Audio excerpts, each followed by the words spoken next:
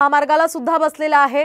मुंबई अहमदाबाद महामार्ग खचल्याचं समोर येत आहे। तर खचलेल्या या रस्त्यावर वाहनांचे टायर सुद्धा अडकतायत। वाहनं अडकल्यामुळे रस्त्यावर वाहतूक कोंडी झालेली आहे। आपण पाहू शकतो या दृश्यांच्या माध्यमातून पावसाचा हा असाही परिणाम सध्या पाहायला मिळतोय। त्यामुळे रस्त्यांचं काम हे कोणत्या दर्जाचं झालंय त्याचा अंदाज आपल्याला याच्या माध्यमातून येऊ शकतोय।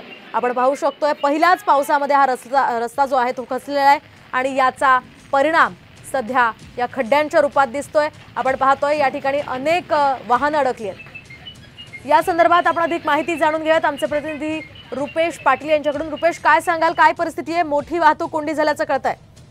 नक्कीच मुंबई अहमदाबाद राष्ट्रीय महामार्गावर मालजीपाडा जो वसई परिसरामधला भाग आहे, इथे रस्त्याचं काम जे आहे ते सुरू आहे आणि या रस्त्याच्या कामांमुळे रस्त्याचे कामं ही निकृष्ट पद्धतीने झालेली आहे आणि मात्र ऐन पावसाळ्यामध्ये ही कामं सुरू असल्यामुळे येथे मोठ्या प्रमाणात रस्ते जे आहेत ते निकृष्ट झाल्याने हा परिणाम जो आहे तो झालेला आहे। आज पहाटेची घटना आहे। मुंबईकडून कडे जाणारी जी वाहतूक आहे ती कुठेतरी खोळंबलेली आहे। रस्त्यांच्या मध्ये ट्रक चे टायर गेल्यामुळे ही वाहतूक कोंडी जी आहे ती झालेली आहे। रस्ता खचलेला आहे, त्यामुळे मोठ्या प्रमाणात वाहतूक कोंडींना येथील प्रवाशांना सामना करावा लागत आहे। नक्कीच धन्यवाद रुपेश दिलेल्या सविस्तर माहितीसाठी।